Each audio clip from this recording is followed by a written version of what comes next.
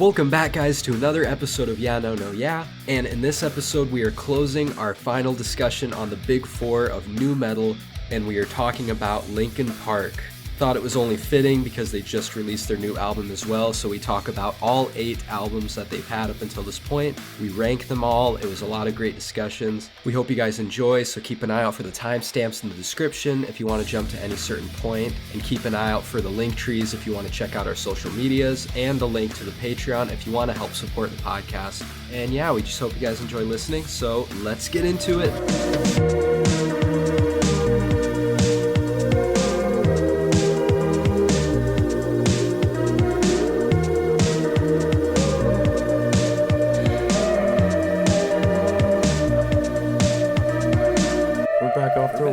The whole podcast has collectively been a bit depressed, I think. A little bit. We've been going through a rough time. That's life. Kind of getting over a little bit of a cold right now, so if I sound like, I don't think I sound too bad. I did not want to reschedule this thing again, so I was like, I'm fucking recording no matter what. Everybody's sick, or everybody's just been sick, or everybody's about to get sick. Oh, don't say Pretty that. much. After that uplifting opening, let's move on to patrons. Yeah. All right, we got Sarah, Amy, and Kevin, and Luna, our 4 patrons. Thank you, guys. Thank you, guys. Really Yay. appreciate it. That wasn't even. That was like half an opening. What are you gonna do?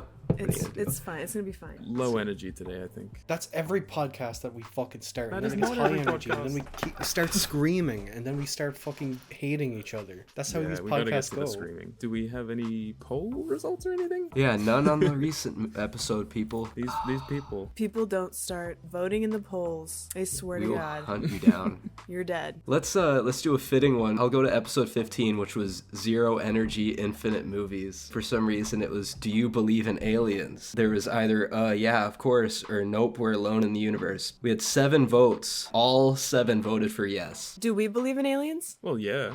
Yeah. I think. You were on Galactic Gallivanting. Yeah. I just wanted a refresher because you know how there's like those personality tests, Myers-Briggs and 4 shit like letters. that. The Enneagram test where you can keep taking it like your whole life and it'll always change. I don't know why that made me think of that. You could always decide you don't believe in aliens any day. So I just wanted to That is check. true. Just wanted to make sure. You know what? I don't believe in aliens. How about that? You're gonna get proved wrong someday. Well, there you go. Our old episodes got like 7 votes on a poll. What happened? Yeah, Can we get seriously, what happened, 7? guys? Can we get 7 Yeah. again? I think we just need goofier questions to ask, apparently. I have no idea. Well, the last one was about Keelan and his pumpkin. That's true. That was a missed opportunity for people. We need to know, is it weird that he Yeah. hasn't tried pumpkin? I think we all know the answer, even if nobody we all know voted. the answer. It's not It's weird. pumpkin. Oh, we've been having so much eggnog. We love eggnog. We love eggnog. It's not really a thing. Nice here. and cozy. You just drink Guinness all year round in Ireland. Oh, the fucking racism off the bat. I can't fucking believe it. I can't. Hey, you were telling me just the other day how much you love Guinness. I Yeah. do love a Guinness. I'm of Irish heritage. Oh god. Never say that to an am. So Irish it's person, fine. Quinn. So I wasn't born there, but I do have my history. Anyway, We need to get into what we've been watching. One of my favorite bands of all time released an album after fucking 16 years, and The Cure, Ooh. Songs of a Lost World. They're one of my all-time favorite bands. I was big into them when I was a fucking teenager. I've heard it like 7 or 8 times now. Jesus fucking Christ, I did not expect it to be as good as it is, especially after so long since their last one. And their last couple albums aren't great. They're not bad, but they're not great. They had some hits, they had some misses. But this new album is fucking... It just goes back to everything that I've ever loved about the band. It's so dark and atmospheric. Everything you come to expect from The Cure. Kind of more modern production, but it kind of has references to like Disintegration with its production, because it uses like a couple of synths and MIDI instruments to kind of get some sounds across. And that's something that sometimes kind of hit or miss for me, but on this album it really, really works well with the atmosphere. Yeah, no, just the songwriting is impeccable. Robert Smith's voice, my fucking god. It sounds the same as it's done since the fucking 90s. It's insane. I'm excited. It's incredible. Did not expect to love it as much as I did, and it's the second album this year that I'd give a 10 out of 10. I think it's fucking phenomenal.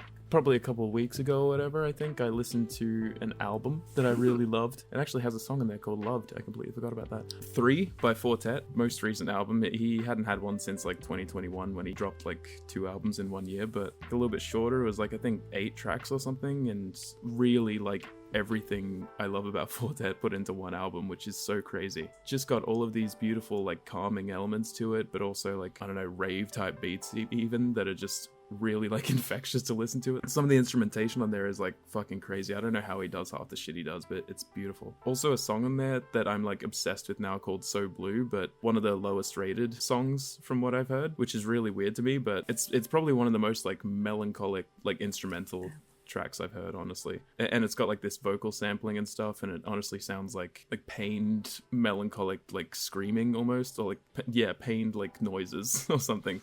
But it's like, it's really beautiful, like the way that it's all put together. Overall, it's just really, really good. There's so many good tracks on there, like Skater, So Blue, Daydream Repeat, 3 Drums was fucking amazing. 31 Bloom is like incredible. There's so many good ones on there. I haven't really stopped listening to it since hearing it for the first time. So yeah, I love it. Four Tet's back. 10 out of 10. Damn, Yay. another 10. We Music is good. love music. Yeah, We do. we like it on this podcast. Finished season 2 of Mr. Robot. You know, Liam and I are showing each other shows that we really enjoy. Really love Mr. Robot. I had been hearing like all kinds of people's like opinions about season 2. I just really like how it's unfolded, and I love all the characters, and it'll be new for you to go into season 3. But I'm pretty excited. That was probably like the 5th watch of season 2 that I've done without seeing season 3 still. Whoa, really? It's really like something I can't explain. That ending really like shocked me, and I just wasn't ready to go back into it, but now I'm definitely going to, because I think it is funny, like Liam needs to like process after he watches something, and Yeah, I'm but like for way such a too long binger. sometimes. Yeah, I'm like, next, like what's gonna happen? So That show is nuts. Like, it's a mind fuck. I think I've seen the first 3 seasons. I can't remember. How many are there? Like 5? 4. 4. Okay, I haven't seen the 4th, but I think I've seen the first 3. It's been a long time, but man, I should go back to it. It is great. a lot happens. It's like kind of got its own stylization, and maybe like an 8 out of 10 right now. Oh my god. For season 2 of Mr. Robot, low. Julia, come on. No. Okay, I don't know. It's hard to rank it. Maybe and it hasn't like sometimes- come to fruition completely yet. Yeah, like maybe it hasn't come to fruition. Sometimes like the FBI stuff kind of irritates me. I don't know, it's hard to explain, but also sometimes it's hard for me to think about ranking something, especially a TV show, because I like kind of the old format of like, you know, when a show comes out and we're forced to like wait a week. If I have to watch something and it's really broken up time-wise, sometimes it's hard for me to like string it all together and rate it, maybe. It's probably one of my favorite shows right now, but an 8 out of 10 isn't a bad thing at all. One of the new A24 movies called Heretic, which I know you guys have seen too. That was just, I really enjoyed it a lot. Yeah. I saw it in theaters. I mean, I guess where else would I see it? It's a new movie.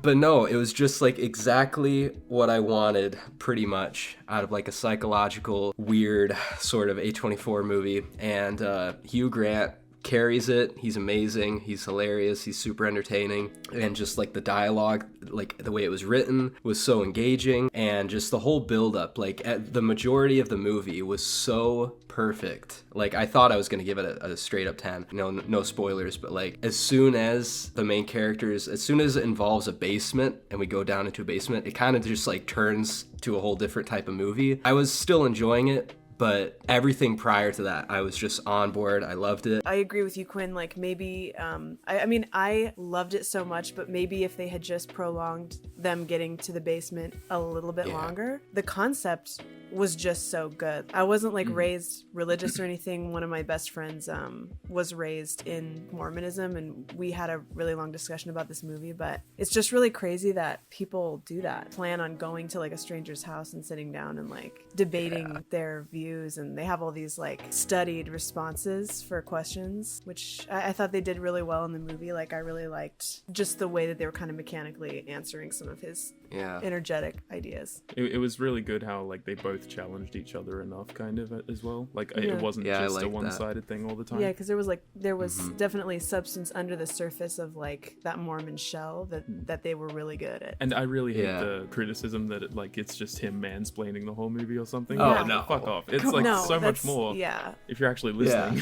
Yeah. Like you said, like he's just so good. You can tell that He's he has incredible. an He agenda is that he's getting to, and he's really excited to get there. I hope they start putting him in more now. Oh god, Really? he's Me just too. incredible. So basically, it's just Ben Shapiro destroys college students. Like the movie. Yeah, pretty much.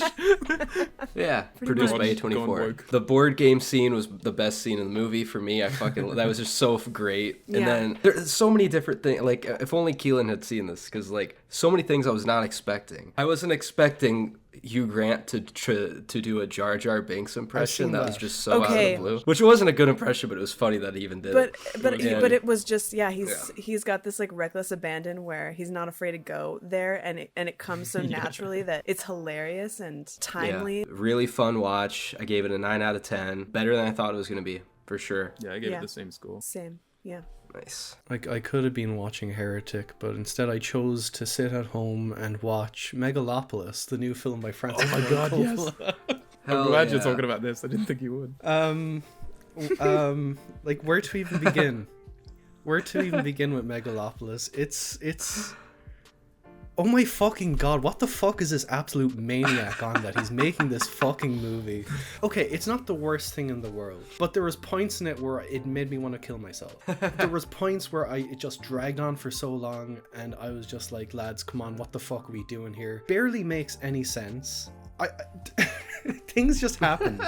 And they happen for like no fucking reason in this movie. And all the characters are just like flat and they're so fucking bland. He tries to like pump some eccentricity into them. Like Shia LaBeouf's in the movie and he's probably the most Whoa. eccentric of everyone there. Oh yeah, Francis Ford Coppola, he put like every cancelable star he could in that movie on purpose. I read about that. What a weird thing to say. Like, I mean, John Voight as well and Dustin Hoffman. Wait, what did Dustin Hoffman do? Essay allegations. Oh, of course. They can't speak anymore, let alone act. Like half their lines they're stumbling over them or just like half saying them or just like saying them then stopping in the middle of the dialogue and then just finishing the dialogue. The ending is what the last act is like the biggest load of fucking bullshit I've ever seen. Overall, like I'd watch it again because it's so fascinatingly messy and just ambitious, and I have respect for him like actually putting something to screen that, you know, that he envisioned. But on the other hand, fucking hell, get an editor, get someone to edit your fucking script. I can't even imagine what that movie is. Yeah, I really want to see it for that. You Me won't be too. prepared. There's so many things that just come out of left field and you're just like, where the fuck did that come out of? Did we discuss this earlier? Why are you saying this? And there's a whole subplot that like genuinely kind of pissed me off, like considering, do you know the stuff about like Francis Ford Coppola and the director of Jeepers Creepers? No, are they best friends? Yeah, pretty much. And Ooh, that's There's- nasty. What? it is nasty. That's so random. I know. Yeah, it is. There's kind of like a commentary on that in the film, and it's just like, Francis, my man, what the Francis? fuck are you doing? Tasteless and so needless to put like in the film. I'd still kind of like lightly recommend it because it is just such a fucking weird movie, just such a fucking all over the place movie that I would recommend that you guys see it, but like don't expect it to be great or anything. It's hard to even rate it. I give it a 4 out of 10. I don't know if I agree with that 4 out of 10. I don't know if it should be more or if it should be less because there are aspects of it that I genuinely enjoyed. None of the performances were good, by the way. No one in the movie was good. Not even Adam Driver. Fucking hell, Francis. You put 100 million into this and it made like what, 20 million or something? I can't wait to see what it is. It is kind of weird when like directors who have such a big reputation come back and they make like an epic movie, but it's more of like the diary or something. He's got a weird ass filmography. Since the fucking 70s he was cooking up Megalopolis. Since the fucking 70s. I've literally only seen Bram Stoker's Dracula. Oh That man. is a really good movie, but I mean, I Quinn, need to see Apocalypse Now Yeah. and Godfather. we've seen Yes. Jack. Yes, I've we seen have. Jack. And I used to love, oh, you have? I used to love wow. Jack when I was like a tween. Pretty fun movie. It's kind of, It's it's like fun. silly. Oh, and that movie has the pudding guy in it. Bill Cosby? Yeah, Bill Cosby's in it. Yeah. Fuck. Yeah. He's That been guy, casting he's been casting problematic actors forever. Did you ever watch House of Cosby's? I don't think I ever watched anything Bill Cosby related growing up. No. There was this like Yeah. funny, and probably if Abby's listening, she's probably seen this weird early 2000s cartoon. This guy like builds a machine and it starts producing copies of Bill Cosby, and his house is like full of Bill Cosby's. The guy who made Rick and Morty did House of Cosby's. Oh shit. Whoops. Julia showed me a movie, probably like a week and a bit ago, maybe. I don't know. Yeah, I watched a movie called Gerald's Game, and it's the first Mike Flanagan film I actually really, really like. Yeah, I mean, I like Midnight Mass and everything, but I only gave it like a 7 out of 10. And, you know, Doctor Sleep I don't really like. I think I've talked about that quite a bit. Oculus is fine-ish, but like, yeah, nothing he's made has really just blown me away. But I really love Gerald's Game, honestly. Constantly just riveting. Like, I mean, I love little contained thrillers like that as well.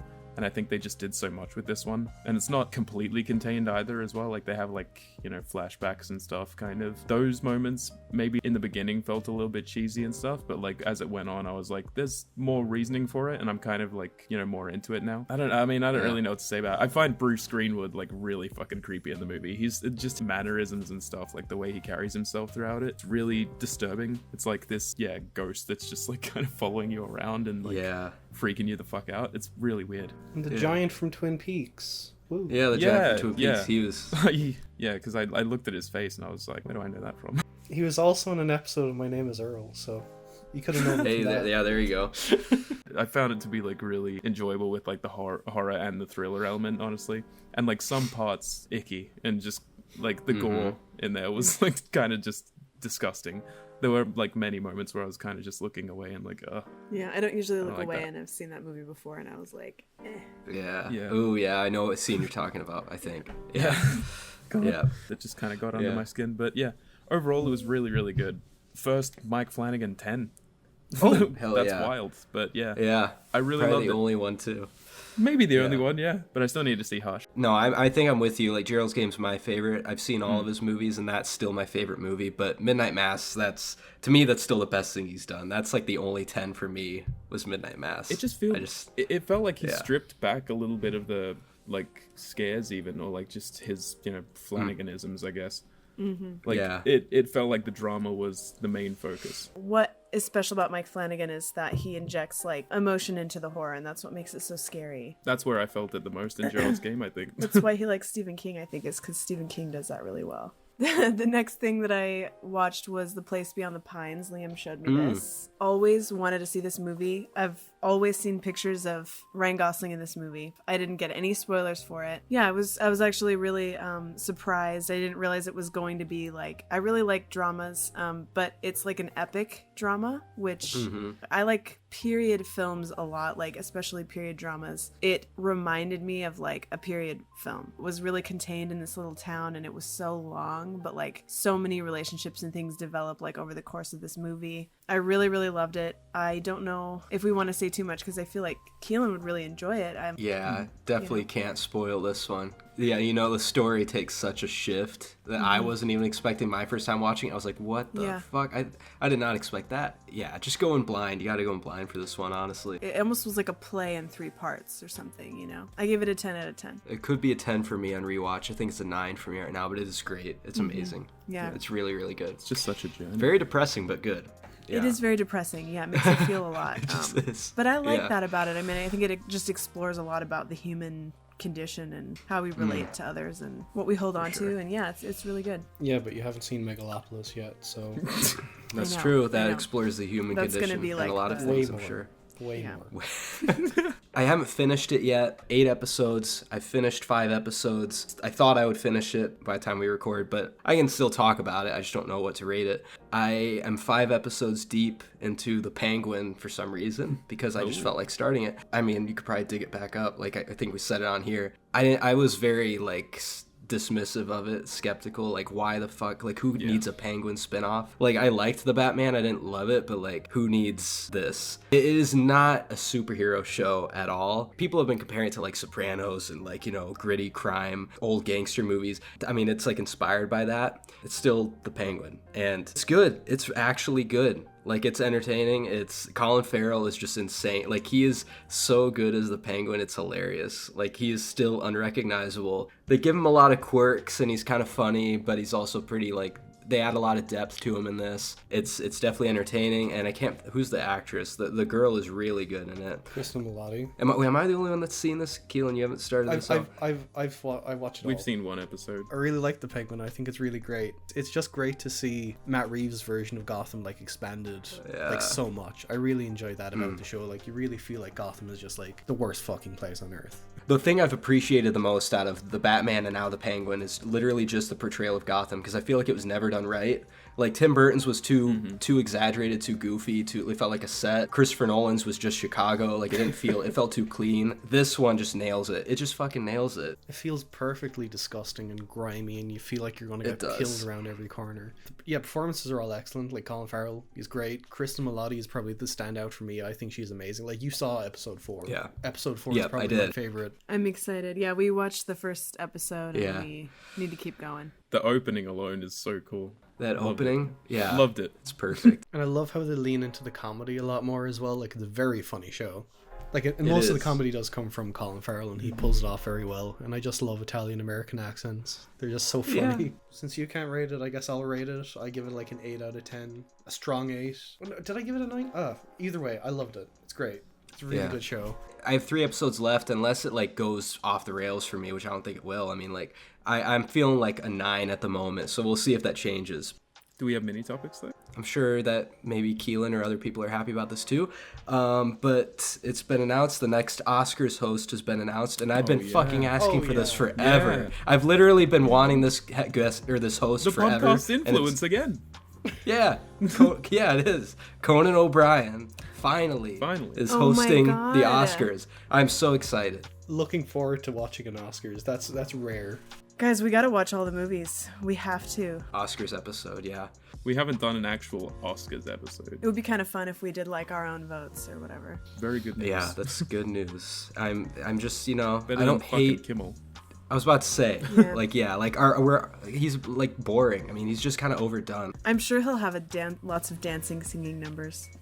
I hope so. He will find some way to take his pants off. He could do whatever he wants, and it'll be better than whatever we've been getting, honestly. Very little one. Just thought I'd get your guys' opinions about it, I guess. But released a still for a new remake we're getting for Lilo and Stitch. What? Oh, Jesus fucking Christ, I forgot about that. Stitch actually kind of looks alright in this one. Like, they got Stitch doesn't. right, I think. I sent it to the general chat. I think he looks alright. Yeah, I see it too. It looks so ugly. Look at the fur. It's not like, bad. It's blending in with, like, his little fucking... What are they called? Luas? Is that I think what it's they're as called? best as they could have gotten it, really. Lay? I think it's better than Lay. the Sonic bullshit. Well, yeah. I mean, like... I think he looks like himself, but I also just don't think this is necessary. But look at the color grading. None of it's look necessary. at the look It's of it. never necessary. None of it's it's ever just- necessary, but I'm just like, at least it doesn't look like fucking Mufasa, right? He looks Yeah, like a that's teddy true. that's been thrown in We don't Yeah. talk about live action life. He The looks color is cute. gone He looks- from him. The color That's is true. gone He's from him. Yeah, it looks like he's been thrown in the washer. How dare you fucking try to convince us that looks alright? That is No, I an think it affront looks to alright. I humanity. actually do. My God. I think things about it look alright, but yeah. A fucking trailer for the How to Train Your Dragon remake fucking came out. Yeah, that's Oh my God, it looks another one. horrible. Like, Toothless looks the same, right? Toothless looks the exact same. It's just like, yeah, that's Toothless, alright.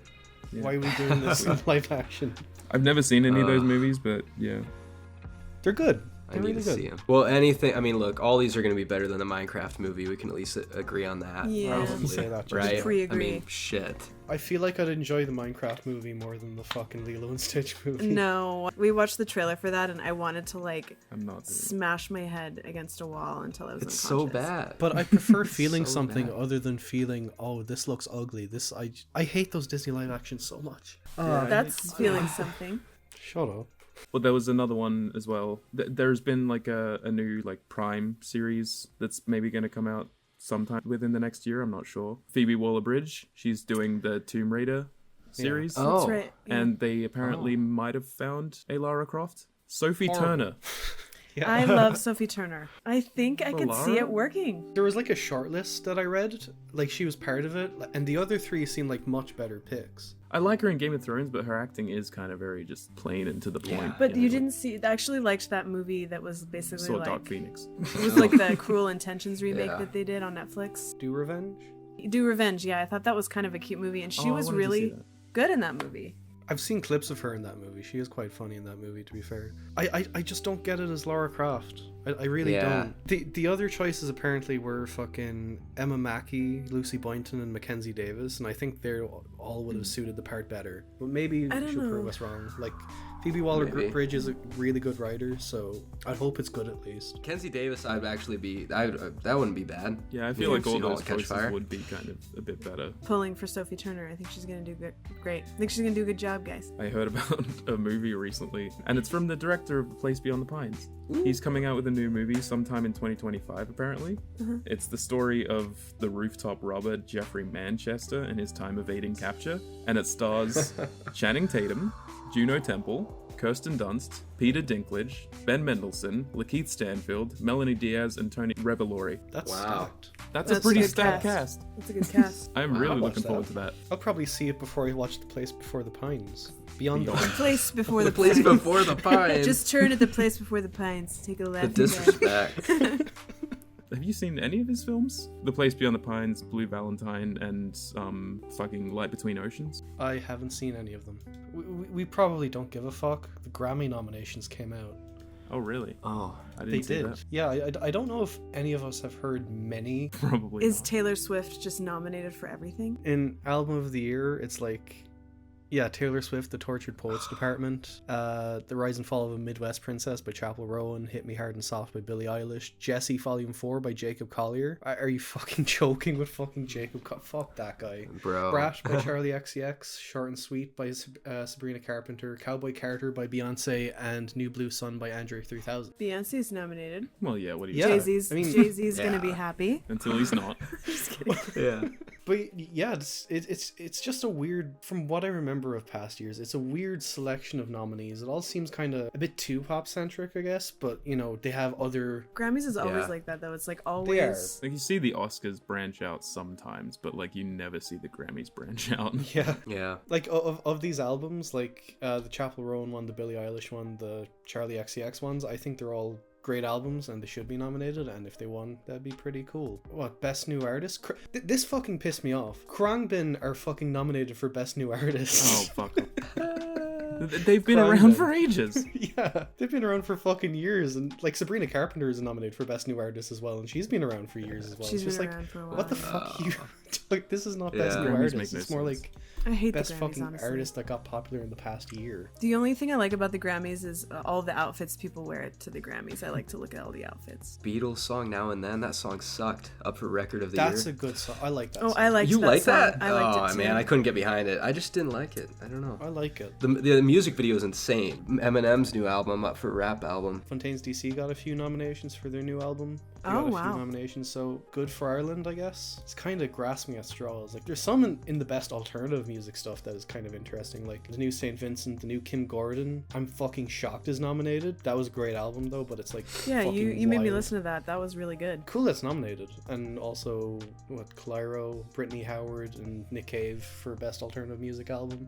That's a wow. pretty solid lineup. Best Audiobook, Narration, and Storytelling Recording. My Name is Barbara by Barbara Streisand. Last song is in Plains, a centennial celebration by Jimmy Carter. Behind the Seams, My Life in Rhinestones by Dolly Parton. And Your Ass Will Follow by George Clinton. And All You Need Is Love, The Beatles in Their Own Words by various artists. Best soundtrack for like a film and best soundtrack for game. Best song written for visual media. I'll go through them quickly because there's some good ones in there. Shogun, which I haven't seen, that's nominated for best soundtrack for Ooh, I want to see that.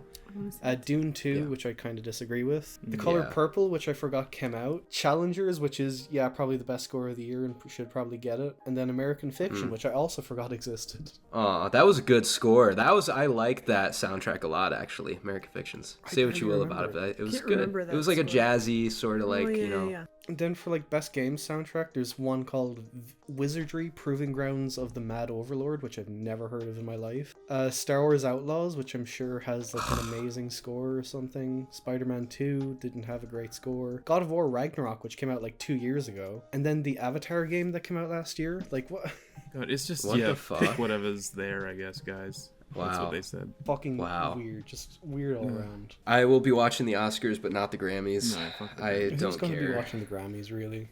Apart from Nobody. maybe Taylor Swift fans. This is a Grammy hating podcast. Yeah, we don't like. Yeah, it's stupid. Getting into the main topic, this is my suggestion because I wanted to complete the big four of new metal because we did that. Closing the Something gap that we did this year. Yeah. That was pretty cool, I guess. Yeah, started off the year with like System of a Down that just became a thing. And now ending with the most popular. So I want to talk about Linkin Park. Not only to finish off the new metal thing, but also they just released a new album, so what better timing. Linkin Park is an American rock band formed in California in 1996. The current lineup consists of vocalist, rhythm guitarist, keyboardist Mike Shinoda, lead guitarist Brad Nelson, DJ Joe Hahn, bassist Dave Farrell, co-lead vocalist Emily Armstrong, and drummer Colin Brittain. Obviously, the lineup initially included Chester Bennington, who is like one of the most recognizable voices in metal and in music, honestly, at this point. And yeah, they're just an alternative rock and new metal band, fusing like metal, hip-hop, electronic and pop and all that. They have, 8 albums now? What's your impression, your general thoughts? Like growing up, they were just kind of like everywhere. Transformers, in the shop. All your friends would be listening Transformers to them. being mentioned already. That's another thing. Yeah. They're like so synonymous with Transformers, it's hilarious. They couldn't have paired any two things better together because they're both so quintessentially 2000s. Linkin Park and Transformers, they are so 2000s. I've always liked them. I've never really got into them. I only listened to Hybrid Theory and Meteora for the first time this year. I had only listened to everything except those before we've done this. Because, I mean, if you ask your average person, I mean, like, and I was one of these people, it's kind of crazy they've had, 8 albums now, and, like, all of their, if you still go to what is the most popular Linkin Park songs, they're almost entirely all from those first 2 albums. I mean, most people would probably agree that that was sort of their peak. One of the first times I consciously listened to Linkin Park, I think my friend gave me a loan of his Living Things CD, and I just listened to that, and I was like, wow, this is blank, we'll discuss later. That was kind of one of my first sitting down to listen to one of their albums, so that's kind of a weird experience that I don't think too many people have. It's very weird. And I'm ashamed to say that I'd only heard those 4 or 5 albums. To me, that would paint a really weird first impression. I'm coming at it from a point of those first 2 albums, especially Hybrid Theory, when I was a kid, I remember the very first CDs I ever got that I would put in my little CD player in the car, whatever. One of the very first CDs I ever got as a kid was Hybrid Theory, and so that was one of the most formative albums for me. I mean, it's just ingrained in me, I've heard it so many times, and so to me that was always Linkin Park. That's all they would ever be to me.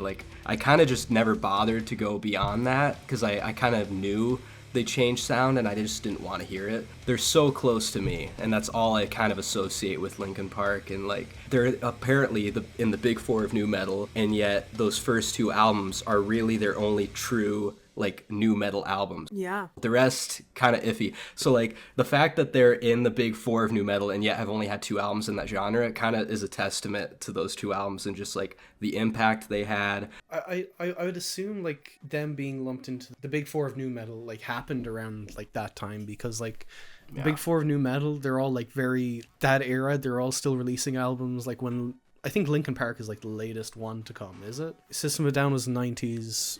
Yeah, they're all 90s except for Linkin Park. Yeah, which is really weird. It's and by the way, even the shirt I'm wearing, which I didn't own a Linkin Park shirt, but Slipknot I'm wearing in solidarity for Slipknot because, to be honest, they should be included in the conversation of the big 4. It should be a big 5 because Slipknot came a year before Linkin Park, and that's definitely new metal. It is crazy how vast of a reach Hybrid Theory had, though, because we re-listened to it and I realized it was a lost memory. I had that CD and I used to listen to it all the time, and every song that played I was like, oh my god, I was it's this song, this is such a jam. And it was a thing where I really did love Linkin Park, but I maybe hid it because I don't know, I almost feel memories of being maybe slightly ashamed of it in some way. Yeah, I was gonna say really quick to you, Quinn, because it kind of piggybacks off what you were just saying, but I kind of went on a Wikipedia journey and I was reading a lot about Chester Bennington and Linkin Park as a band, and there was a reviewer for Billboard who said that Linkin Park made new metal accessible to the masses. Yeah. And Oh, we were yeah. talking about that too. I mean, we've listened through Korn, and I know you guys listened through all of System of a Down, and what was the other one? Limp Bizkit. Limp And Limp Bizkit. Bizkit, right? And, But I think that's How could right. you Yeah, forget it's to, kind of the yeah. most Yeah. accessible. I know, right? I know. But no, I mean, you're totally right, because like this, yet again, like even only having two new metal albums, it had that mass appeal, that sort of accessibility. It was just made for like anybody. I mean, like you Yeah. could grasp on it, like from the melodic like singing to like the pop elements, but like also being heavy. Like it just kind of nailed it for like Yeah. a lot of people, and it's not too weird like System of a Down or like Korn can Yep, be, they to where can it get turns weird. people off, and it's not like it's not too cringe like Limp Bizkit can be. So like it kind of nails like just that total mass appeal. So I'm not surprised that they're the most popular of these four bands. Going through their discography, it's like, yeah, the first two albums are really the most new metal. It's where you hear him kind of like utilize that strained vocal and, you know, the screaming and stuff like the most. And even with those two albums, like he's legendary as a vocalist. It's funny because like, yeah, all four of these bands that we've talked about, like each singer has such a distinct voice, like such a recognizable voice, but I really do think Chester has the most recognizable. Maybe it's because he's the most popular, but he has also like one of the most unique voices. When I do drunk karaoke, I love singing new metal songs, and I could do any of those other bands. I cannot do Linkin Park because I Yeah. cannot scream. I Like- cannot scream or like whatever Chester's doing. I just, when he hits a certain point in almost every song to where it's like only he can do that shit. Yeah. It's like I can try as hard as I can, I just can't do it. I have some attachment to Linkin Park, mostly just from, like kind of similar to you, Quinn, with the like getting CDs and stuff when you were a Yeah. kid. Like I had like two that I paired quite often with this kind of angsty phase of my life, I guess, was Minutes to Midnight and Riot by Paramore. I had both those CDs. I had only heard that album, I think maybe like 3 years later, like 3 or 4 years later probably, from getting Minutes to Midnight, I finally listened to Hybrid Theory. I had never like gone far beyond that aside from hearing a few tracks here and there, really. We can just get right into it with Hybrid Theory. Yeah. Hybrid Theory, which, what year? Was that 2000? Yeah. What can you even say? what can you even fucking Hey, say? it's Hybrid Theory, baby. It's what it is. Yeah. That was like supposed to be the name of the band, like initially like the name for their band. They had like a few different names floating around. Like one was like Zero or something, and then another was like Hybrid Theory, but then it was too similar to another band, so they had to change it. And so they just made it the name of the album. So that's kind of interesting. But I mean, opening this up with like Paper Cut right away, it's Dude. great. It's just so good. It's just fucking great. It is crazy that these songs are so peripherally like kind of hammered into our minds, but with this, what's unique is when they come on, you're like, fuck yeah, like this is actually a banger. Like Yeah. it's a really fun and almost with time too. Like they've aged. Like now's like the time. Like they're so ripe. It's so good. It's just timeless. Like I really feel like these first couple albums are still timeless to this day. Yeah. Like if you throw on like In the End, like that song is timeless. Yeah. Like It it's is. gonna go on, And live you know on forever. all the words. You just know them. So many iconic songs, and you just can't really say that about some of the other bands that we discuss. I mean, they do have iconic songs, but not to this level. I mean, it's got like over billions of plays, like over Yeah. a billion plays on Spotify. That's nuts. Well, the thing too with So- Hybrid Theory is it's like every song is like one of those bangers. You're like, oh, Yeah. like that's how that was my experience. I was like, holy shit, like this Yeah. one, and yeah, Literally every single every song. single one. There's no dips in this for me at all. Also, I have None. to say, I completely forgot Cure for the Itch. That song, a fucking sonic masterpiece. It's so Yeah. beautiful. It's just really good, and it almost doesn't sound like Linkin Park. And it's crazy to put on a debut as well. Yeah, It is. yeah. You know, they're instrumentals, but everything else, I mean, like they implement like so many different sounds, and just like it's electronic, it's hip hop, it's metal, it's just a lot of things, but like it melds perfectly, and it's such a sound for Linkin Park. Like you know it's them. I think of like the big four, the only two big four new metal bands that really tried to do much with hip hop outside of like rapping vocals are like Linkin Park and Limp Bizkit probably. Yeah. But yeah.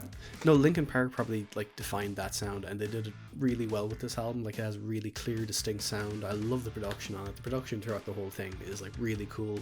And I wouldn't say it's timeless per se, It's dated. I guess that's what you'd say. Like it can Yeah. be dated at times. but I like that about it. I like that I can say, oh yeah, this sounds like an early 2000s new metal song. Yeah. It's literally like the exact same thing I have with Transformers. I like Transformers because it reminds me so much of the 2000s. It's just a perfect encapsulation. It's like the charm of it. it. Yeah, exactly. Yeah, and Hybrid Theory captures that just so well, especially it with the angst in the lyrics and the Mm-hmm. vocals. It's something that like two audiences can get down with as well. Like if you're into and rap, they had major crossover appeal, or like something where it's screaming and getting angry about stuff. And that's another thing that defines this band so well, is the fact that like it's so iconic, the pairing of Mike Shinoda, his vocals, his rapping, and then like Chester's singing. They're both bringing something to the table in terms of hip hop and metal, and it's just, I don't know, I can't think of any other band that has really nailed it that well. So to break this up a little bit, I don't love this album.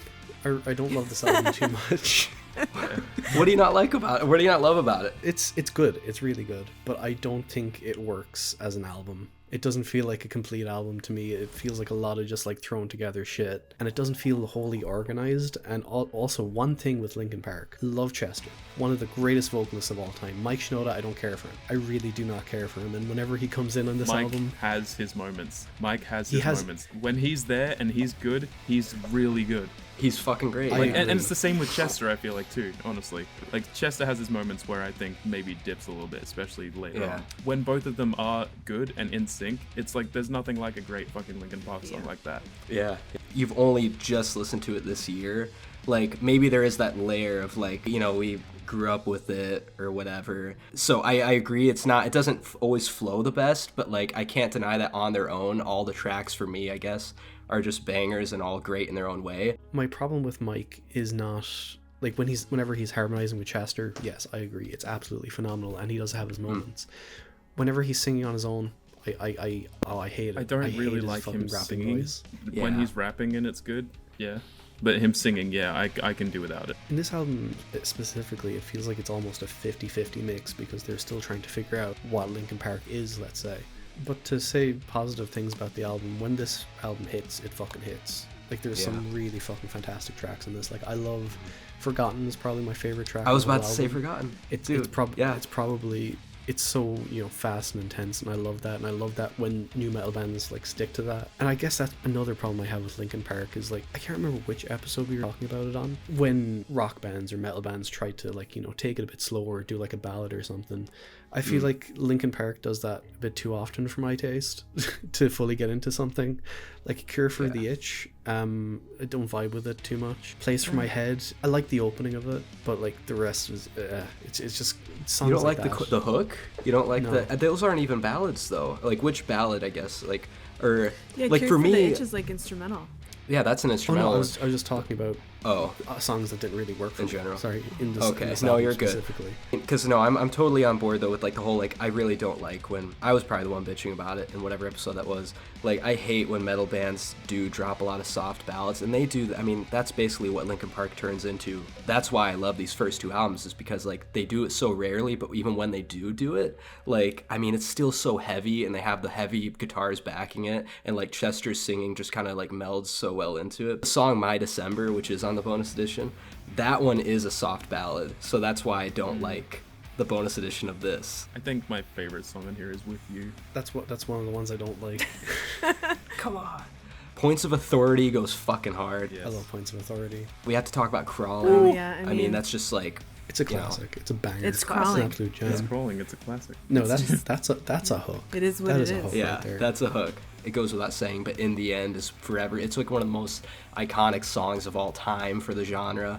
I could go on and on about it, but yeah, I mean, for me, it's very close to me. It's one of the first albums that ever got me into this type of music. Yeah, it's an easy 10 for me. Easy 10 out of 10 for me. Yeah, I'll meet you right there. Fuck it. 10 out of 10. I love Hybrid Theory. Fuck yeah. It's great. I think it's aged so well. I think it's awesome. I'm only doing this because I had kind of a transformative experience in my Linkin Park journey. I'm giving Hybrid Theory an 8 out of 10, but I love it, and I think it is a perfect album. It's just that I will explain later, this specific thing happened, and we'll get into it later. Okay. Oh boy. It's not a big deal. All right. It's just not a 10 out of 10 because of this thing. All right. Fair. Fine. I'd give it I think a 6 out of 10. Oh, brother. Get out. Yeah, Daddy. Get out so of here. sorry. Dude, I'm so sorry. I'm sorry, but that's nuts.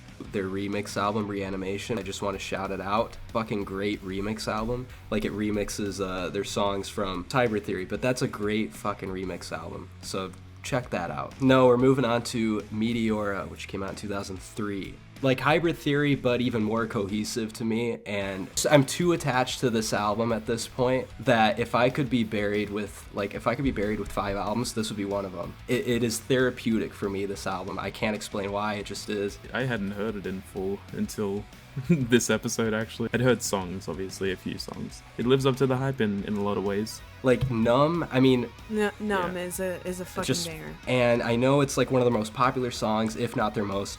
And it has such a place in my, like, I remember hearing it, I mean, not too long after the song came out. And like, I can't explain, like, the feeling it gives me when I hear that opening, the way it hit me when I was growing up. I don't know how to explain it, but that song is really close to me, as is all these songs. A lot of these were kind of like first time listens for me, but on my list I put like Easier to Run, Don't Stay, Session, and Faint as ones that I really liked. Easier to Run is really good. Faint's probably my favorite right now.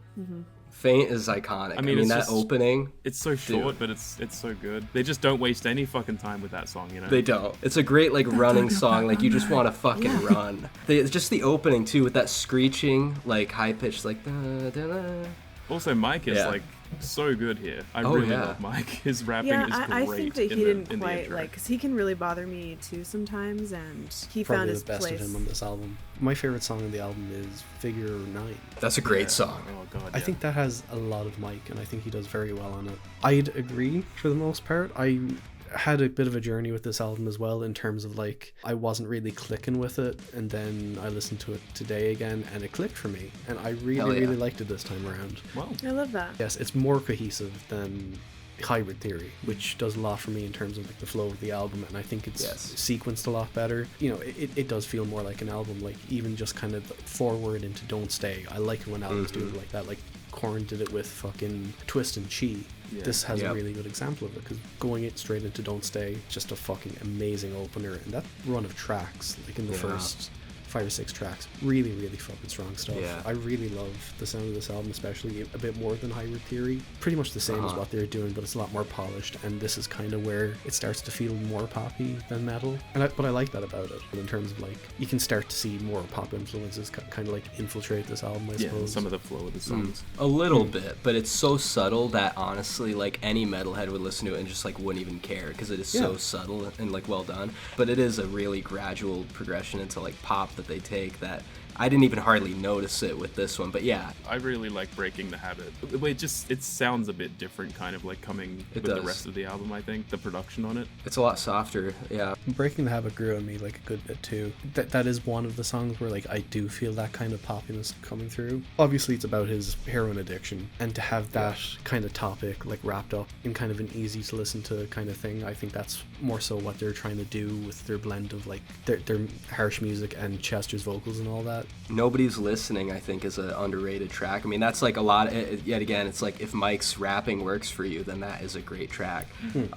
That's the one with like the weird like kind of flute sound, the flute instrument, whatever it was. It's like some Japanese instrument they brought into it, you know, like the flute that brings it off. Hit the Floor goes fucking hard. I love Hit the Floor. I wasn't too big on Hit the Floor, I don't think. You weren't? I wasn't a huge I just love the guitar. I love that guitar riff. Yeah, I don't know. really I like fucking love that. I think maybe Session and From the Inside don't like too much. Session, I really think is great. Like, it's another Cure for the Itch, kind of, but like a bit shorter. I like it a lot. I don't like it when they do their little instrumental stuff, so I'm afraid. But no, I mean, I literally, yet another case of like, there's no dips. It's too close to me. I grew up with it. It gives me everything I need. Another easy 10 out of 10 for me. I am going to go with an 8 out of 10 right now. I actually could maybe see it being a 10 later in the future, though. Like, it is just, them at their best, really. And maybe there's just some moments that didn't hit for me right away, but they probably will later. This discussion made me bump my score up just a little bit. I had it at a 7 out of 10, but I do think it's like another 8. Like, everything that they do when it is working really well, it's actually just such a unique sound. Yeah, I think it's a really great one. But Keelan, what are you gonna give it? Like a 5? What do you got? What do you got? Fuck. I'm going with the Lovebirds. It's an 8 out of 10. Oh, Alright. yay, we're all positive on it. All right, moving on to 2007, they dropped Minutes to Midnight, which is definitely like, they maintain their like rock and stuff, but it's much less of an emphasis on nu metal. It's still got its tracks here and there, but it definitely went like alt rock, you know, kind of pop. There's a lot more sad ballads on it, which not a big fan of, but whatever. Yeah, I don't have, this is where my attachment, my deep attachment for Linkin Park kind of, it goes away. And it's where mine begins. It's where yours begins. My attachment will always lie with those first two, but I don't dislike a lot of these, so like, but we'll get into it. Yeah, Liam made me listen to it. Yeah, Liam really hyped this album up, and I just couldn't believe how good it was. And I told Liam, I was like, I actually would get in the car and like listen to this album. I would put this album on. This album, I just thought it was really beautiful, and actually like I got a little weepy thinking about Chester and like his journey. Give It Up is probably my favorite Linkin Park song, like by far. Really? It encapsulates everything I love about the band. Given Up is one It's of their so- best songs ever. I think it's their best song. Even the fucking bridge of him just fucking screaming. Oh man. Is that the one with like the 17-second scream? Yeah, Right? Yeah, that's a good That's one. That is iconic. Yes, I mean that was like, it was like an aha moment. It's so cathartic and so heavy. I just love Giving Up so much. I've listened to so it like good. a couple of times in the past couple of weeks, and I just can't get enough of it. It is cathartic for me right now, honestly. I've listened to it a couple of times just to fucking calm down, I suppose. I think that's why the angst was so heavy for me with this album as well, is because that's the opener. I was like, fuck, man. Yeah. Like, it is so angsty. It's so angry. As much as I love that song and love that opener, I suppose its placement and my love for it kind of encapsulates how I feel about this album, where like Wake to Giving Up is just like Yeah. you're fucking speeding along the motorway. What's it called again? Leave it out with all the rest. Yeah. It's just a wall in the middle of the I'll say about motorway. this album, like, it's disjointed. Like, I mean, I don't think any of the songs really flow into the next that well, but I just love the songs. I really love the songs. Yeah. But, like, yeah, Giving Up and To Leave Out All the Rest, that's really bad placement. It is Yeah. bad placement, but my problem more so is that I really don't like Leave Out all the rest.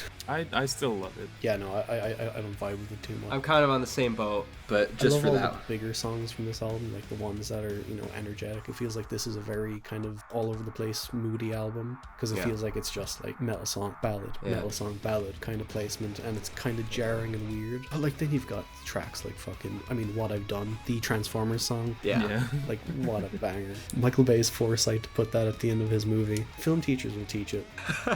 Yeah. Also, we also listened to New Divide right after this, which came out right after this album. The actual Transformers song. It's still such a good song. New Divide slaps. It is. It slaps. Yeah. And I also love No More Sorrow. That really, Yeah. really grew on me, like between my last listen and my listen for this. The guitar especially. Yeah, it's just so pounding, and I love the, you know, the kind of gallopy rhythm of it. It just, I love that song a lot. No More Sorrow, What I've Done, Bleed It Out, Given Up. I love all those Yeah. songs, but like the rest of the track list, it does nothing for me really. This does contain my favorite Linkin Park song, In Pieces. I really love In Pieces. Actually, yeah, I do like In Pieces. That is a good one. I think it's fantastic. Like the way that it speeds up more towards the end as well. Like every instrument starts coming in and then he's back with the chorus again. There's nothing like that last like 50 seconds. I think the lyrics do kind of start to dip in a big way, and the melodies and the lyrics really work on this album for me for the beginning of like that shift that they're taking. Like, obviously, this is a much slower album than the first two, and it starts to Yeah. kind of step into this new era for them, but somehow almost like this in between phase just really worked. I think the album cover would kind of go with that as well. If that makes sense. Just the way they're kind of all looking off in Yeah, the they're like, we're distance. about to do some shit, guys. I really don't like Hands Held High. I think that's my least favorite of the... Dude, I didn't like that either. That's probably my least favorite too. Is Mike Shinoda's the snare drum, the sort of like talk rapping. That's I the just only can't. one I didn't like. can't. Yeah, and Yeah. I completely get all of you, but it's just it's still another thing where it's like I wouldn't change the album because of that nostalgia probably. The end of that Yeah. song is good though. I like the end of it. Yeah, when he starts When he just stops kind of rapping.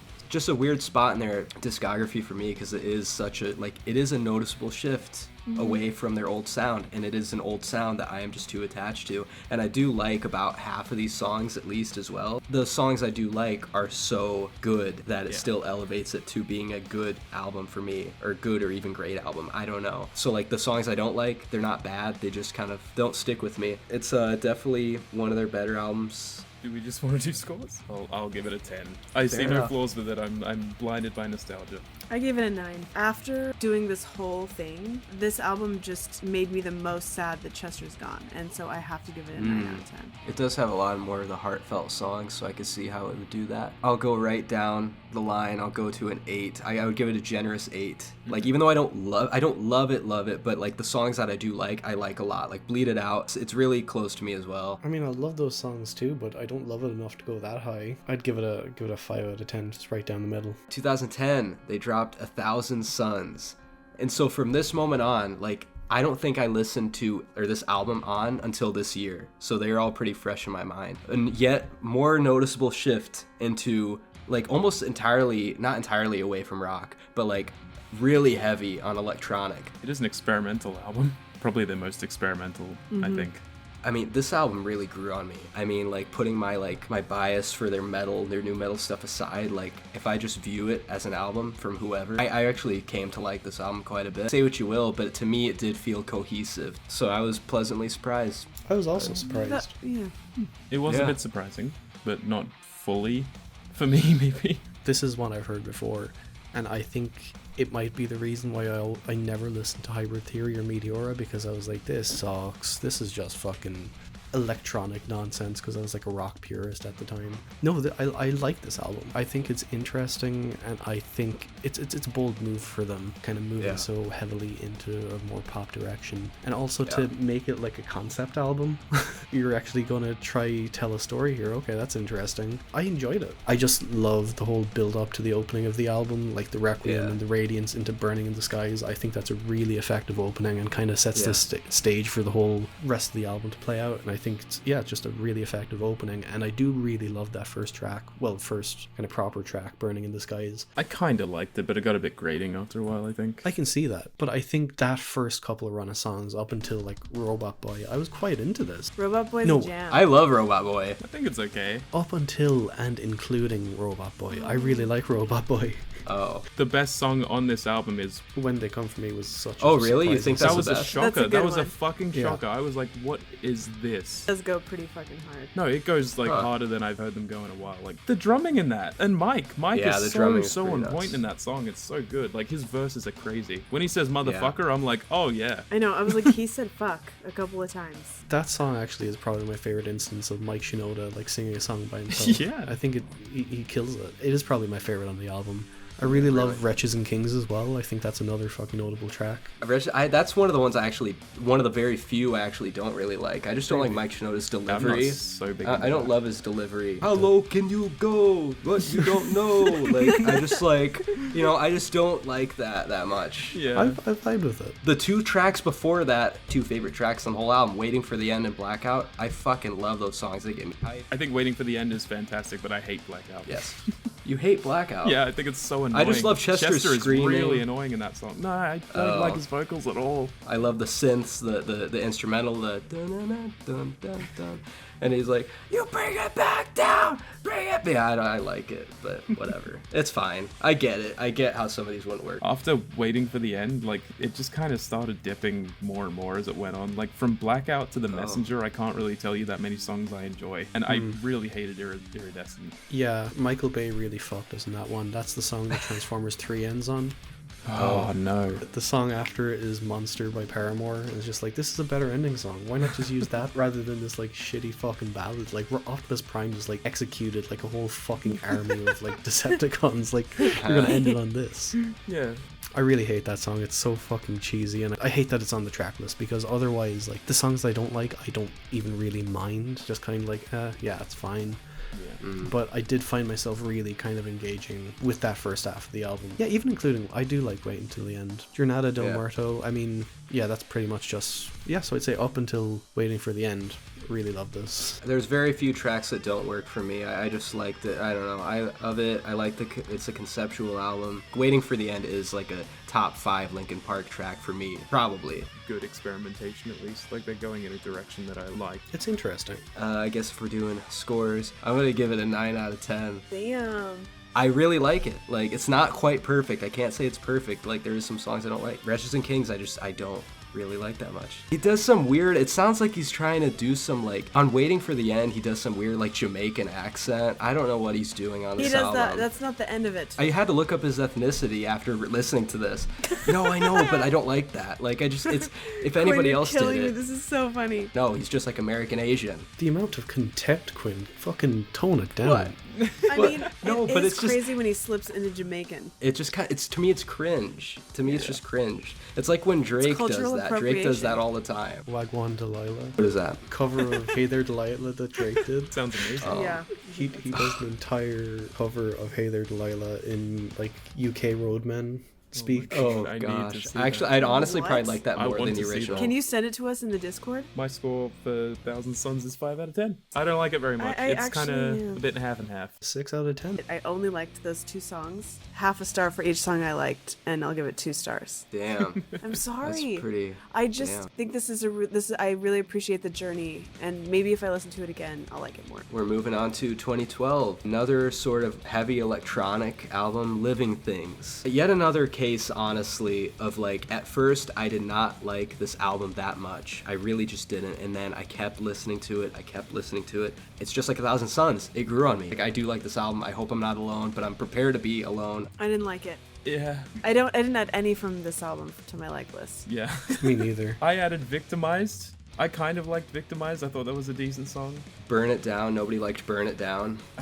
None of this stood out at all. Yeah. No, Lost and in I the was echo. looking because I was like, I think these guys can surprise me, but they didn't on this one. I hate Lies, Greed, Misery. I like that song. I don't have any strong feelings towards this album. I mean, yeah. It's hard for me to muster up any feelings or much to say about this because it just feels like a nothing album. Like, it's one of their shortest, and it doesn't seem to offer up much at all in terms of what it's doing. It's more so kind of like, oh yeah, we're Linkin Park, we're going to go full in on this like electronic style, and which is fine. Bands change. If you don't like this change at all, please change it back. When they start doing a lot of the manipulated vocals and shit, pisses me off. Like the tiny voice thing. I hate it.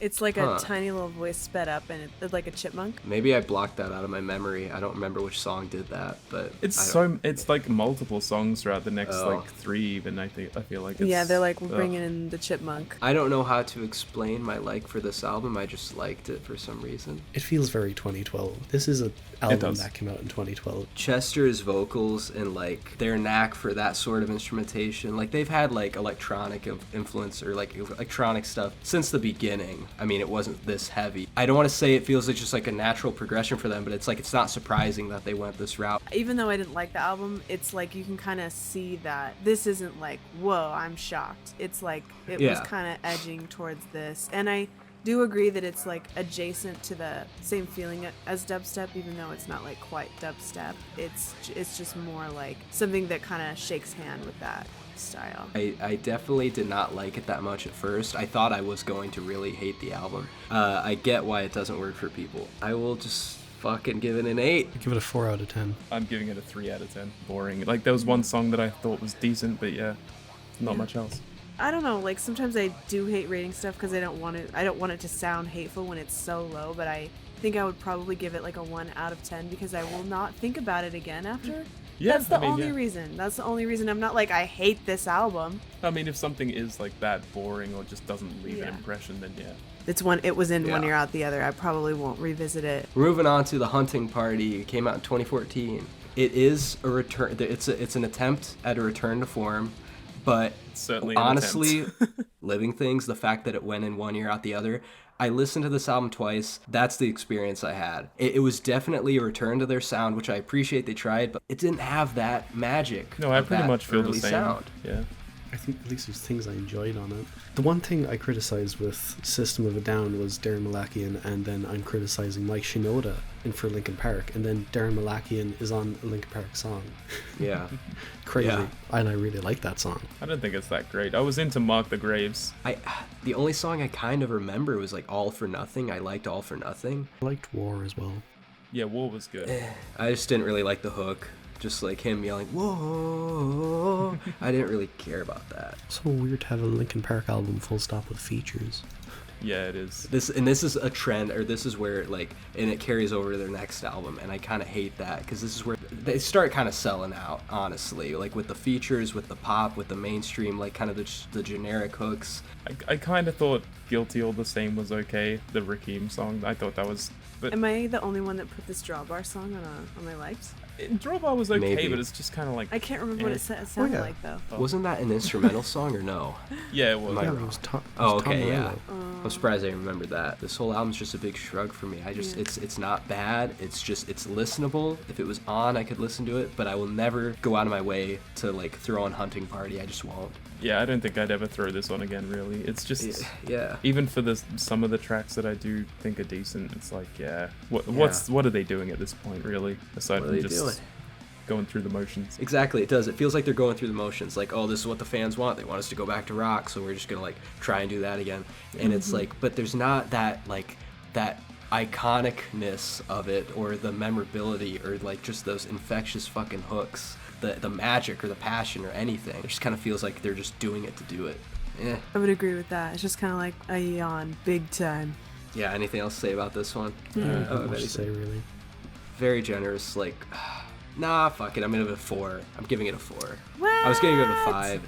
It's forgettable. It's just mediocre. I'm right there with you, 4 out of 10. I don't like it very much, but it has like maybe a couple songs that are okay. I gave it a 2. Yeah, it's got some decent songs, but I'd give it a 4 as well. 4, 4, 4, 2.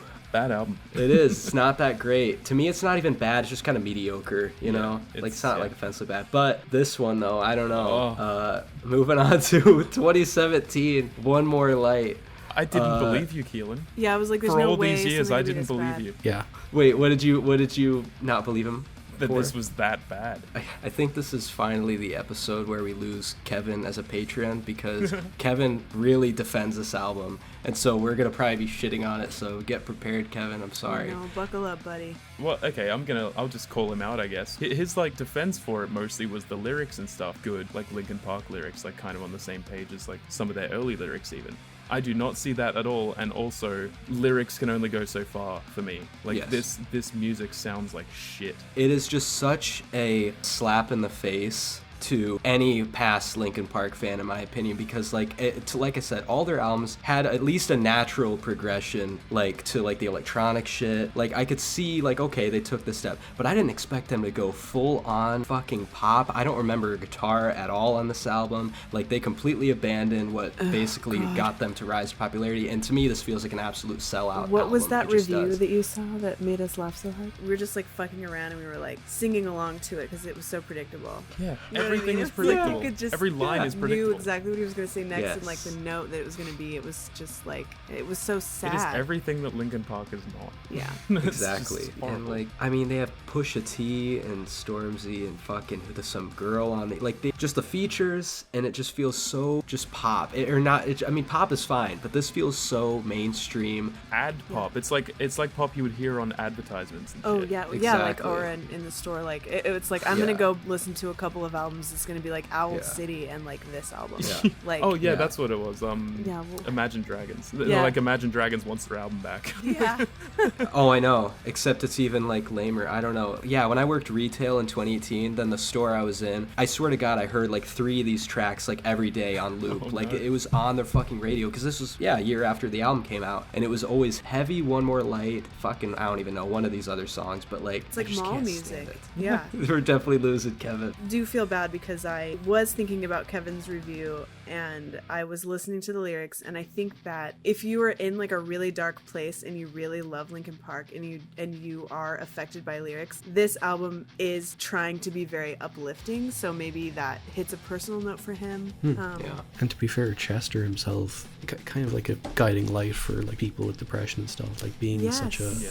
kind of depressed public figure, and I think he used his influence for good, and a lot of people do relate to Linkin Park. So, but also it's really sad to see that this is his last like music put out while he Yeah. was still on Earth. Oh my God. And it It is. is. It is I mean, interesting on that note, because the album is really positive. It's like, look to the light, like, you know, like everything's gonna be better if you like make it and all of this stuff. It's just so generic. It's just too so- generic, and it's too repetitive and monotonous. Like, all these blend together, they blur so much to me. I listened to the album, and then I listened to the first song because I didn't know when it was going to end, and I didn't realize Liam had already finished it, and Yeah, I was just- listening to it over because I couldn't tell. Your repeat thing was on. Yeah. And you didn't even know that you listened to that song already or something. It's the same shtick. It's just the same thing. You know, on some of their past albums, I would bitch about like, oh, I didn't like this one melodramatic ballad. Like, it kind of breaks up the album. Well, that's what this entire thing is. Just melodramatic kind of ballads, and I just can't get behind it. The worst songs for me are Talking to Myself and Sharp Edges. Yeah. Sharp Edges is a horrible ending to the album. It's what the fuck happened to these lyrics, guys? I have a special hate for Heavy. Fucking hate Heavy so much. I give it a generous 2 out of 10. Yeah. I'm giving it a 1. I hate it.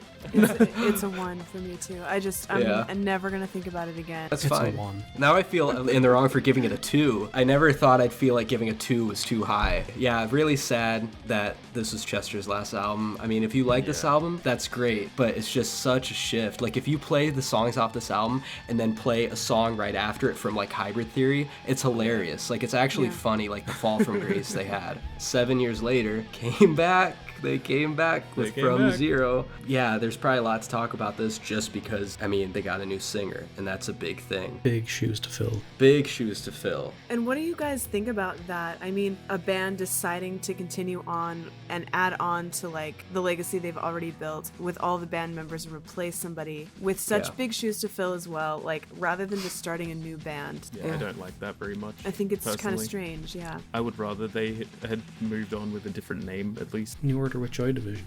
Well, yeah, exactly. Especially after that last album, I'm like, I don't even give a shit. Like, Linkin Park's legacy, like, it would have already ended on a bad album. So, like, if they come out again with a new singer 7 years later after I've already, like, gotten over all of it, I'm kind of just in the middle. I really don't care that much. And it's not the first time that, like, a singer has died and then they replaced it with a new singer I'm but not kept the same overly name. mad for about the- it or anything, Yeah. but yeah. I do agree. It's not like, it's not like every album Yeah. was so good and the sound was controversial, so yeah, maybe. We have no idea what you guys think about this album yet, but I'm assuming we at least like it more than One More Light. I would like to re-listen to this album again. Did not dislike it at all. This woman she's a good vocalist and she has incredible range. I think they fit together really well. I didn't hear any rapping that I didn't like. I think, honestly, I was a little surprised. I like it. Better return to form than Hunting Party was. Like, there was moments on this album that gave me almost glimpses or like the slight like callbacks to like Hybrid Theory.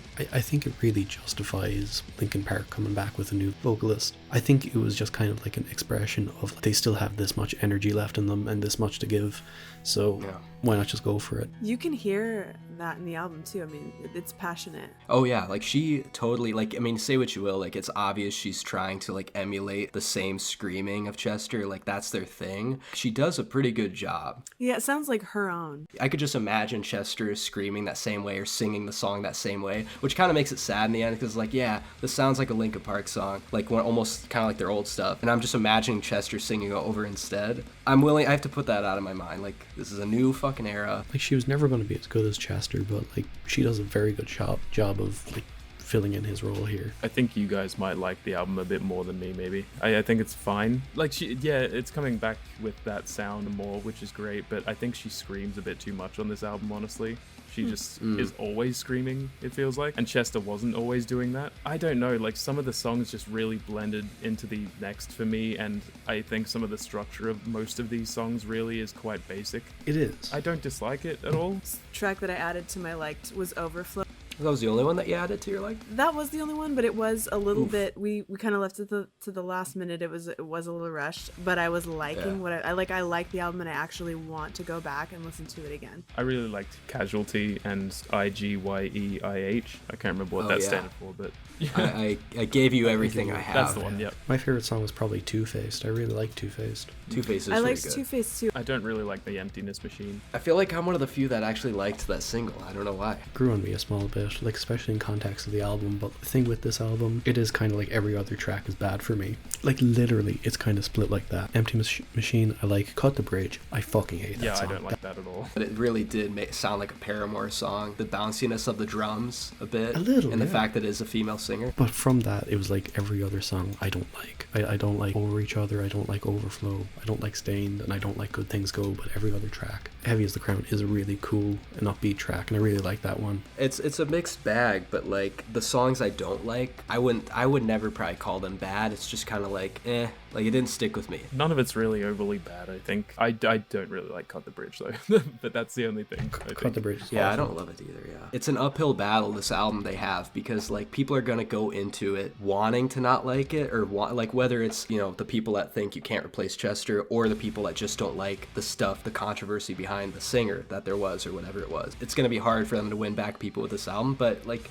it's been 7 years, not their worst album. I liked it. I mean, I'd have to listen to it more. It's still too new, it's too fresh. I don't really remember a ton of the tracks, but like, I listened to it twice and it was pretty solid. Yeah, I definitely want to hear it more. I'd give it a solid 7 out of 10.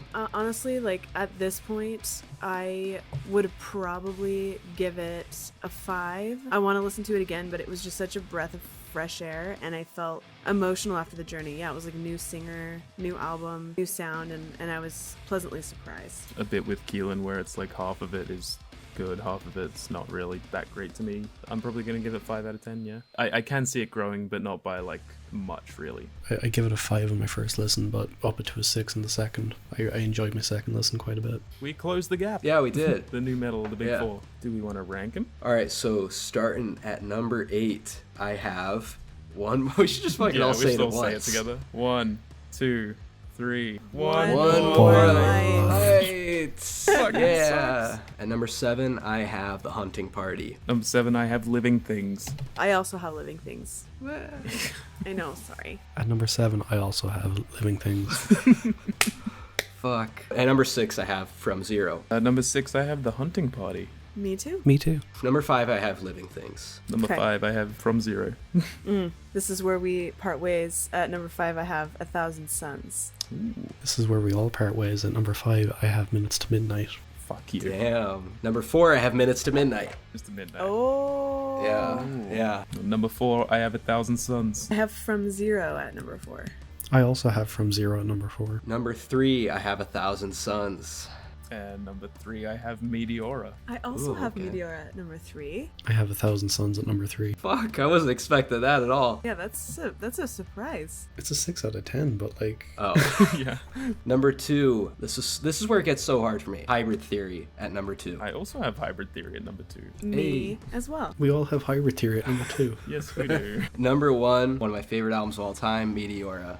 Number 1, my very biased Minutes to Midnight. Mine is Minutes to Midnight too. I just loved it. I'm not copying Liam. I genuinely really loved that album. Fucking unhinged couple. My number 1's Meteora. Hell yeah, Quinn. Hell yeah. The Linkin Park discussion's not over because we got some questions involving Linkin Park. Let's get into listener questions. 2 from Kevin at Alright So Reviews. Who's the better writer in Linkin Park, Mike or Chester? I don't know who's writing as who. Exactly. Yeah. If we're just talking like their own lyrics, maybe they wrote their own lyrics. I have no idea. I'd say Chester. I'd say Yeah, Chester I would say too. Chester too. Yeah. Mark makes me cringe a little too much. Mark? Mike. Mark. Whoever it is. Mike just makes me cringe with his Jamaican accents, but that's the last thing I'll say about it.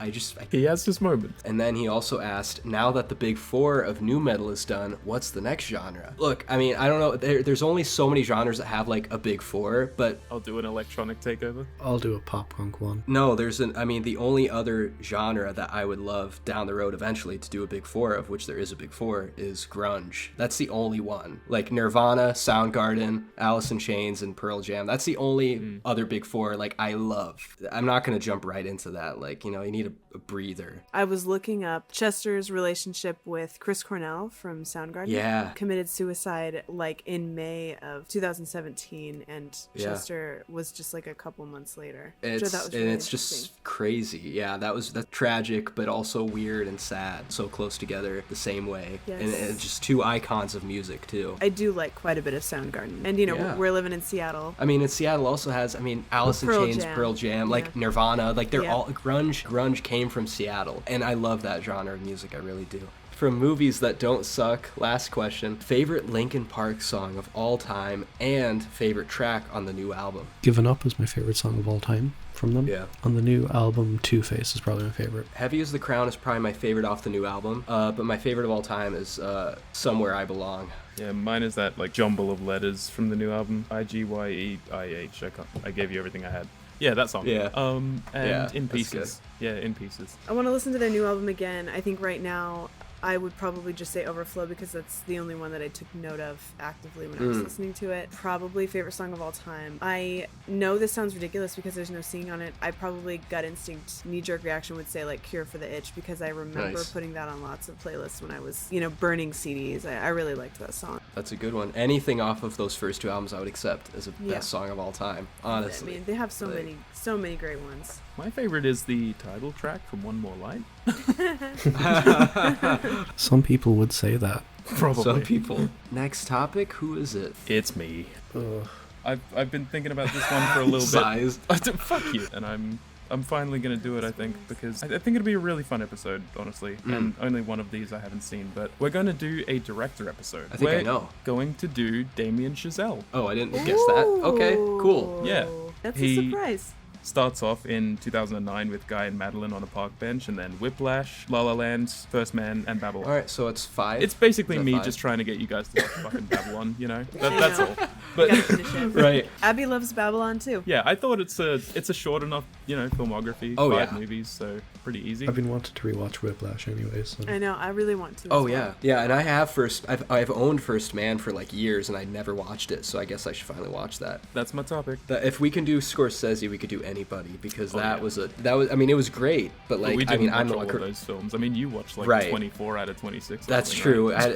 That was That's like crazy. that was Scorsese overdose. Like I was sick of it by the end of it, honestly. Well, we're signing off, so you can find me at Views by Quinn on Instagram, Letterboxd, all that stuff. And you can find me at Liam and Hyde on most things. There's a link tree in the description. Check it out. I have a link tree as well, and you can look at it. I also look at have a it. link tree, and you can look at it. You can go to the places if you want. No So, pressure. All up to you. No sweat off my back. All right. What's the sign off? Am I gonna Crawling in my skin.